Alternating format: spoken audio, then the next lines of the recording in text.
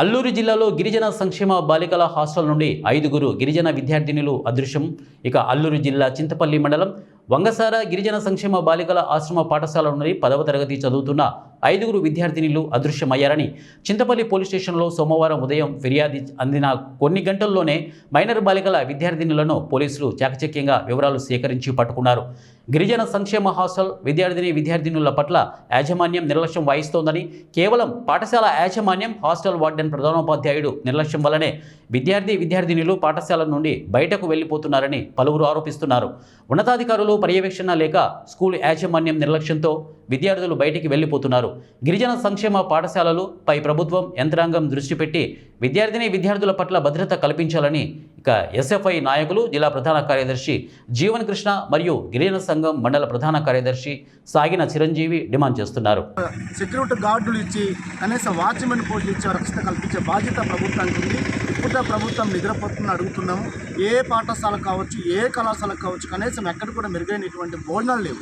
అని అడుగుతా ఉంటే మేము భోజనాలు లేక ఆకలి కేకలుతున్న పరిస్థితి ఈరోజు ఉంది. అడిగితే మాకు సరైన భోజనాలు లేవు అన్న, మాకు సరైన ఫుడ్ పెట్టలేదు, మాకు ఉడకటం లేదు, సరైన పాలు లేవు, పెరుగు లేవు అని అడుగు చెప్తున్నారు. ఏ పాఠశాల విషయంలో మెను ప్రాబ్లం, కానీ మెను ప్రాబ్లం అనేటువంటి మండల ఏడబ్ల్యూ సార్స్ కూడా ఎక్కడ వెళ్ళి విజిట్ చేయని పరిస్థితి రోజు ఉంది. ఈ వార్డీలు ఏడబ్ల్యూ అన్ని కుమ్మకైపోయారా అని అడుగుతున్నాం. మాకు తెలియని పరిస్థితి, ఏ పరిస్థితి మెను సక్రమ పరిస్థితి. అందుకాబట్టి అధికారులు మెను లోపల ఉండాలి. ఈ మెను పెట్టకపోతే ఇంకా మిస్సింగ్ అవుతారు. వీళ్ళకి కడుపు నిండాక పరిస్థితి పారిపోయే పరిస్థితి ఉంది. ఏం చేస్తారు కడుపు నిండాక? అడుగుదామంటే ఆకలితో ఉన్నారు. అందుకాబట్టి కడుపు నిండే అన్నం పెడితే, రక్షిత భద్రత ఉంటే, మంచి వాటర్ ఉంటే, మంచి త్రాగు వాటర్ ఉంటే వాళ్ళు ఉండగలుగుతారని ఈరోజు అసఫ్పై పూర్తిగా డిమాండ్ చేస్తున్నాం. మా సర్వే భాగంలో కూడా చెప్తున్నారు విద్యార్థులు, అన్న మాకు సరైన మా వాటర్ లేవు, మాకు సరైన ఇటువంటి మా రూమ్స్ లేవు, అందుకని కారు పక్కన అన్నటువంటి పరిస్థితి. ఇంకా పోలీసు భద్రత లేకపోతే చాలా మిస్సింగ్ అయిపోయే పరిస్థితి. ఎంతో కష్టపడి పోలీసు రక్షణ ఇచ్చి వాళ్ళు తీసుకొచ్చి చెప్పే ఫలితాలు చేస్తున్నారు. ఈ మంచి పోలీస్ ప్రొటెక్షన్ చాలా మంచిది. ఇలాంటి ప్రొటెక్షన్ ఉండడం బట్టి మా ఏజెన్సీ ప్రాంతం ఎంతో కొరకు చదవగలుగుతున్నది. ఈ డిపార్ట్మెంట్ లేకపోతే మనం ఏమైపోతామని ఆలోచిస్తున్న పరిస్థితి. కాబట్టి ఇంకా వార్డీని హెచ్ఎంని మీరు ఒకటే ఆలోచించండి, అందులోనే మంచి బోనాలు పెట్టండి, మంచి వాటర్ ఇవ్వండి, మంచి ఫెసిలిటీ కల్పించండి. ఈరోజు అసఫ్పై కరకాన్ని చెప్తున్నాము. మీరు కానీ భోజనాలు కానీ మంచి బోనాలు పెట్టకపోతే, మంచి టిఫిన్ పెట్టకపోతే, పిల్లలకు మంచి సరైన భోజనాలు కానీ సరైన చదువు చెప్పకపోతే మేము ఉద్యమాలు చేస్తామని అసఫ్పై హెచ్చరిక ఇస్తున్నాము.